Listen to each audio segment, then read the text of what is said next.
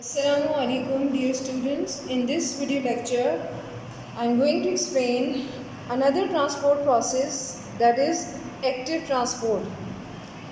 This topic is mentioned in chapter number 4, Cells and Tissues, on page number 73 of your biology textbook.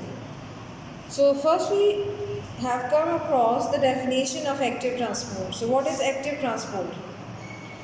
Active transport is the movement of molecules from an area of lower solute to an area of higher solute concentration, and this movement against the concentration gradient requires energy in the form of ATP. To understand this definition, first we have to know about that what are the areas of lower solute and higher solute concentration. जैसा कि हमें पता है कि हम जिस topic को discuss कर रहे हैं वो रिलेट कर रहा है हमारी वर्ड पैसिव ट्रांसपोर्ट से। हमने पढ़ा था कि पैसिव ट्रांसपोर्ट एक ऐसा अमल या प्रोसेस है जिसमें ट्रांसपोर्ट ऑफ मॉलिक्यूल्स को एनर्जी की ज़रूरत नहीं होती। But in case what is active transport? So obviously it will be opposite to passive transport. So it is a process in which any molecule move from an area of lower to higher solute concentration, जिसका मतलब ये हुआ कि जिस जगह solute की मिकदार कम है वहाँ से मॉलिक्यूल मूव कर जाता है कहाँ पर, जहाँ पर सॉल्यूट की मिकदार ज़्यादा होती है। Meaning of concentration is amount, मिकदार। इस मूवमेंट के लिए, इस ट्रांसपोर्ट प्रोसेस के लिए, यानी अलोंग द कंसंट्रेशन, या जिसे आप कहते हैं ना कि अगेंस्ट द कंसंट्रेशन ग्रेडियंट या अलोंग द कंसंट्रेशन ग्रेडियंट, तो किस चीज़ की ज़रूरत होती है? एनर्जी की। और एनर्जी इसमें जिस शक्ल में दरकार होती है उसको हम ATP कहते हैं। And the meaning of ATP is adenosine triphosphate. What is the meaning of ATP? It is the energy currency for all cells, and abbreviation जो है वो हम लिख देते हैं इसकी। ATP is abbreviated for adenosine, T for tri and P for phosphate. So this thing is clear that what is the meaning of active. Active का यहाँ मतलब इसलिए इस्तेमाल किया गया है कि इसमें, इस प्रोसेस में ट्रांसपोर्ट ऑफ मॉलिक्यूल्स एनर्जी के का रिक्वायर्ड, यानी इसको एनर्जी की रिक्वायरमेंट या एनर्जी का वो मोहताज होता है। Another thing which is mentioned here is concentration gradient. Now what is the meaning of concentration gradient? Concentration gradient का मतलब होता है मिकदार का फ़र्क। concentration gradient, gradient हम कहते हैं डिफरेंस को। डिफरेंस क्या चीज़ है? ऑब्वियसली डिफरेंस ये है कि हमारा एक जो सॉल्यूट है, सॉल्यूट की जो कंसंट्रेशन है वो लो है और दूसरी हायर सॉल्यूट को रिप्रेजेंट कर रही है। तो इट मीन्स हमारा जो कॉन्सेंट्रेशन ग्रेडियंट है वो लोअर और हायर सॉल्यूट का एक डिफरेंस है, जिसको हमने कह दिया concentration gradient. Now I hope you have understood the definition. Now students, your next heading will be paragraph number 2, explanation with example. Here you can see the example of a nerve cell और the cell membrane और semi permeable membrane of a nerve cell. So come to the explanation first. In this process, carrier protein of cell membrane use energy to move the molecules against the concentration gradient. इस process में carrier protein involve होती हैं जो cell membrane के अंदर मौजूद होती हैं, और ये carrier protein energy के इस्तेमाल से molecules को concentration gradient के ख़िलाफ़ एक जगह से दूसरी जगह हरकत में लाती हैं या ट्रांसपोर्ट करती हैं।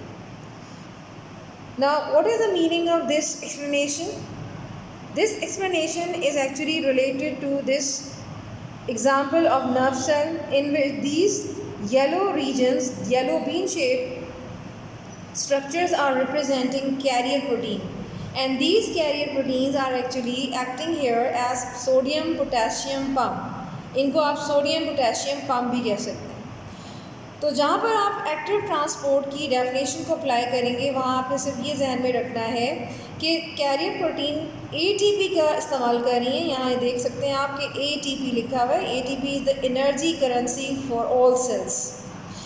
सो कैरियर प्रोटीन का एनर्जी की मदद से, ATP की मदद से किसी भी मॉलिक्यूल को across the semi permeable membrane move करना, ये इस प्रोसेस का अहम मकसद है। Now come to the next heading, example, and your example will be starting from the membranes of nerve cells have carrier proteins in the form of sodium potassium pump, as I have mentioned earlier. यहाँ पर हमने जो cell select किया है वो एक nerve cell है, और नर्व सेल की हम सेमी परमिएबल मेम्ब्रेन को डिस्कस करते हुए हम ये देख रहे हैं कि इस नर्व सेल के अंदर एक कैरियर प्रोटीन है जो कि एम्बेडेड फॉर्म में मौजूद हैं, और ये सोडियम पोटेशियम पंप के तौर पे अपना काम या अपनी परफॉर्मेंस अंजाम देती हैं। Now in a resting condition of nerve cell, what is the resting condition of the nerve cell?